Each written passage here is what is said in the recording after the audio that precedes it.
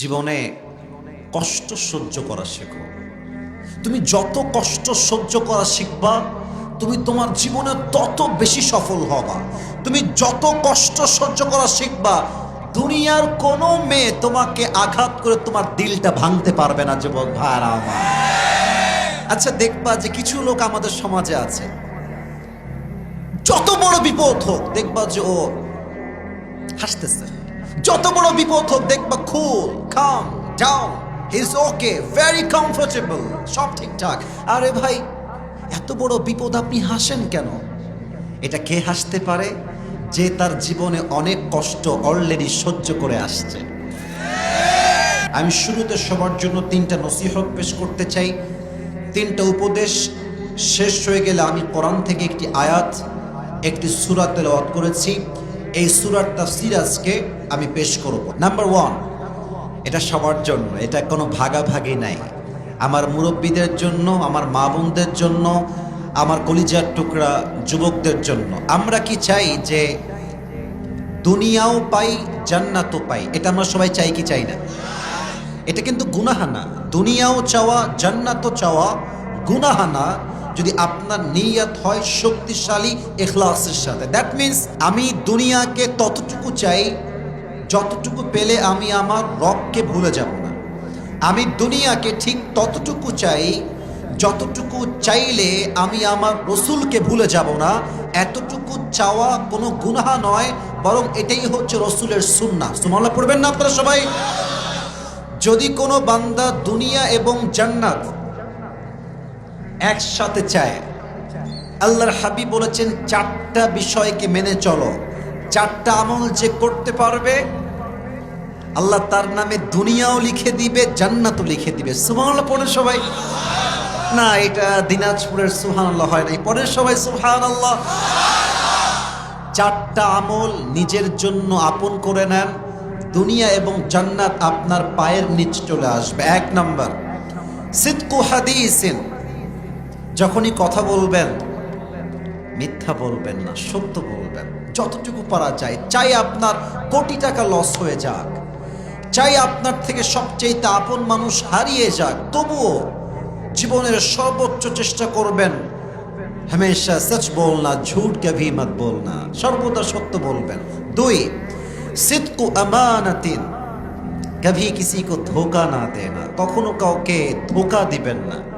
আপনি দেখবেন ধোকার ক্ষেত্রে সবচেয়ে মেয়েরা বেশি এগিয়ে আছে। যুবক ভাই, আমি এটা অবজারভেশন করেই বললাম। এর কারণ হচ্ছে মেয়েরা অলওয়েজ দেখা যায় ব্যাটার অপশন খোঁজে। ব্যাটার অপশন, প্রেম করে একজনের সঙ্গে, বিয়ে করে আরেকজনের সঙ্গে, it's just because of batter option. প্রিয় বোন, আপনি যাকে ওয়াদা দিয়েছেন তাকে বিয়ে করবেন। আপনি আজকে কাউকে ধোকা দিয়ে মাজা ব্যাকা করবেন, কালকে আল্লাহ আপনার অস্তিত্বই মেরে দিবে। যুবক ভাইরা আমার, সিদকু আমানাতিন, কাউকে কখনো ধোকা দিবেন না। এন্ড থার্ড, সবসময় মাথায় রাখবেন 3 নাম্বার আমল হচ্ছে হুসনু খালিকাতিন, চরিত্রকে সুন্দর করতে হবে। যার চরিত্র সুন্দর, আল্লাহর হাবিব বলেছেন মিজানের পাল্লায় সবচেয়ে ভারী আমল যে আমলটা হবে, এই আমলটার নাম হচ্ছে উত্তম চরিত্র। সুবহানাল্লাহ পড়বেন না আপনারা সবাই? 4 নাম্বার আমল হচ্ছে, এটা খুবই ডেঞ্জারাস, সবাই এটা মেইনটেইন করতে পারে না। আল্লাহু আকবার। 4 নাম্বার নসিহত হচ্ছে এখানে, সকলেই চেষ্টা করবেন যতদিন বেঁচে আছেন হালাল খাবেন, হারামের 1 পয়সাও খাবেন না। বলেন না সবাই ইনশাআল্লাহ? আমি জানি যে আজকের এই যুগে হারাম থেকে বেঁচে থাকা it's a big challenge, it's a very big challenge. বেঁচে থাকা যায় না। তবে আপনি বলবেন যে যদি আমাকে আমার চাকরি ঘুষের টাকা দিয়েই করতে হয়, আমি দিনাজপুরের ছেলে, আমি মুসলমান ঘরের সন্তান, আমি ভ্যান চালায় খাবো, আমি ধানের খেতে কাজ করে খাবো, আমি মুড়ি বিক্রি করে খাবো, আমি কুলির কাজ করে খাবো, তবু হারামের আশেপাশে যাব না। যুবক ভাইরা আমার, হামেশা হালাল খানা, হারাম কভি মত খানা। যতদিন বেঁচে আছেন হালালে থাকবেন, হালালে জীবনটা সুন্দর করে দিবে একজন, বলেন সবাই তিনি কে? এক নাম্বার নসিহত। দুই নাম্বার, বলেন তো আমার হাত আমি যেখানে দিচ্ছি এখানে আমাদের কি আছে? আত্মা বা হৃদয়? বলেন সবাই আত্মা বা হৃদয়। আমি আসিফ হুজুর আজকের মাহফিলে এসেছি, আমার নিয়ত যদি এই রকম হয় যে আরে আমি তো অনেক ফেমাস, ফেসবুকে আমার মিলিয়ন মিলিয়ন ফলোয়ার্স, ইউটিউবে আমার মিলিয়ন মিলিয়ন সাবস্ক্রাইবার, টিকটকে আমার ফলোয়ার্স আছে, ইনস্টাগ্রামে আমার ফলোয়ার্স আছে, আমি তো অনেক জনপ্রিয় ব্যক্তি। আমি যদি এই নিয়ত করে ওয়াজ করি, ওয়াল্লাহে আমি ফজর পর্যন্ত ওয়াজ করব, বাট এই ওয়াজ দিয়ে কারো 2 পয়সা হেদায়াত হবে না। কারণ কি? নিয়ত সমস্যা। এজন্য সবার পায়ে আমার হাত, ভাই আপনি যেই কাজই করেন আগে নিয়ত ঠিক রাখেন। নিয়ত যদি ঠিকঠাক থাকে, দুনিয়ার কোন মানুষ কি বলল আই ডোন্ট কেয়ার। আমার রবের সঙ্গে আমার সম্পর্ক ভালো, পুরো দুনিয়া যদি আমার সঙ্গে ব্রেকআপ করে ফেলে আমার 2 পয়সা কোনো পরোয়া নাই যুবক ভাই আমার। ইন্নামাল আমালু বিন্নিয়াত। আপনার প্রত্যেকটা আমলের ফলাফল আপনি পাবেন বেসড অন योर इंटेंशन।